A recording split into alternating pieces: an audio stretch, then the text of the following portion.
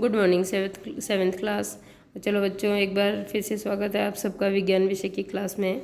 और हम लोग विज्ञान विषय में पाठ 7 पढ़ रहे थे, मौसम जलवायु के अनुरूप जंतुओं का अनुकूलन। बहुत कुछ पढ़ लिया हम लोगों ने। इसमें एक लास्ट टॉपिक बचा हुआ था आपका, उष्ण कटिबंधीय वर्षा वनों में पाए जाने वाले जीवों के अनुकूलन। उसको भी हमने आधे से ज़्यादा पढ़ डाला, लेकिन बचा हुआ जो है वो उसको आज पूरा करेंगे हम लोग कि किस तरह से उष्ण कटिबंधीय वर्षा वनों में पाए जाने वाले जो जीव हैं उनमें अनुकूलताएं पाई जाती है।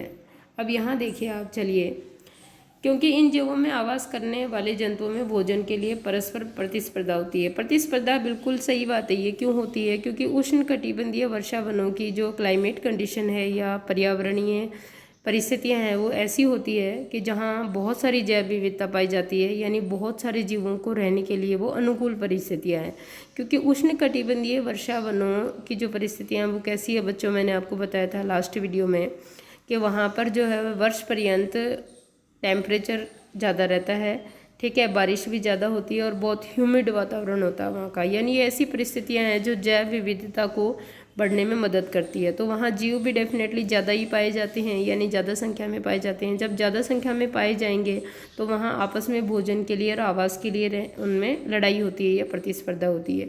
तो यही चीज़ यहाँ बताई जा रही है आपको, क्योंकि इन वनों में आवास करने वाले जंतुओं में भोजन के लिए परस्पर स्पर्धा होती है, यानी प्रतियोगिता होती है। तो कुछ जंतु ऐसे भोजन को प्राप्त करने के लिए अनुकूलित होते हैं जहां अन्य जंतु आसानी से नहीं पहुंच सकते। मान लीजिए कि बहुत कमज़ोर शाखाएं हैं पेड़ों की, उनके ऊपर फल लगे हैं, वहाँ पर भार वाले जंतु जिनकी बॉडी में भार है या थोड़ा वजन है, वो लोग जाने से डरते हैं, वो जंतु जाने से डरते हैं क्योंकि वो शाखाएं टूट सकती हैं। तो ऐसे जगह से भी भोजन प्राप्त करने के लिए इन वनों में पाए जाने वाले जीव अनुकूलित होते हैं। जैसे यहाँ एक उदाहरण दिया हुआ है, ऐसा ही एक कि उदाहरण के लिए टूकन नामक पक्षी।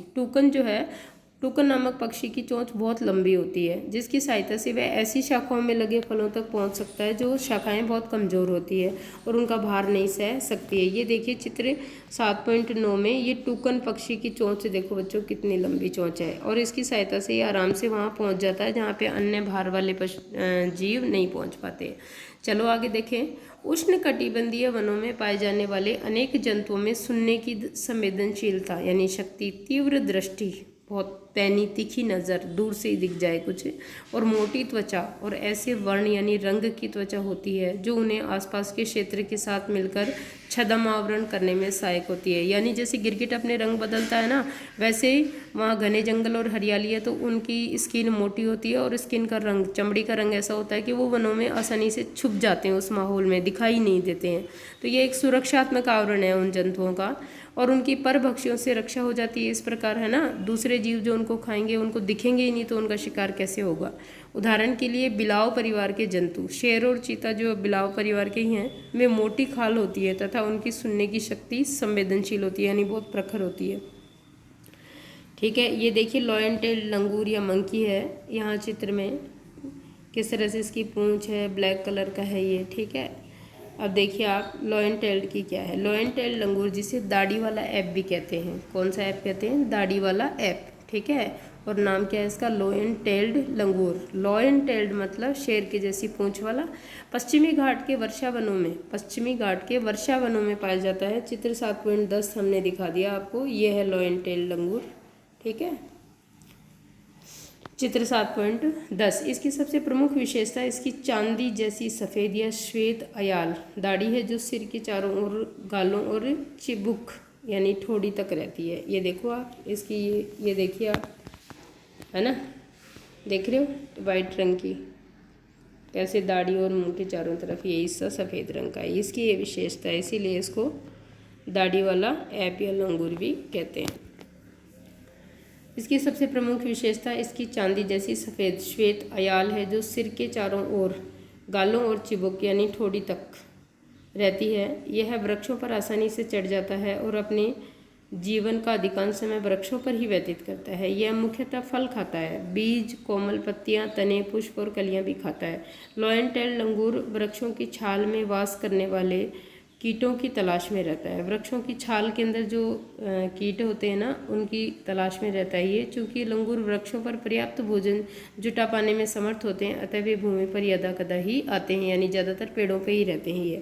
भारतीय उष्णकटिबंधीय वर्षावन का एक अन्य परिचित जंतु हाथी है। चित्र 7.11 में आप देखोगे, हाथी अनेक प्रकार से वर्षावनों की परिस्थितियों के लिए अनुकूलित हो गए हैं। इसकी सूंड को ध्यान से देखिए, जिसका उपयोग वह नाक के रूप में करता है। लंबी सूंड से इसकी सूंघने की शक्ति बहुत अच्छी हो जाती है। हाथी द्वारा सूंड का उपयोग भोजन को उठाने के लिए भी किया जाता है। यद्यपि इसके बाह्य दंत यानी बाहर वाले दांत, जिन्हें रद्द कहते हैं, वास्तव में रूपांतरित दंत होते हैं। इन दांतों से हाथी अपनी पसंद के वृक्षों की छाल को आसानी से छील लेते हैं। जो बाहर दांत दिखते हैं ना आपको, वो रद्द दांत होते हैं इनके, और रूपांतरित दांत हैं। अतः भोजन के लिए इस स्पर्धा के बावजूद हाथी आसानी से अपना भोजन जुटाने में समर्थ होता है।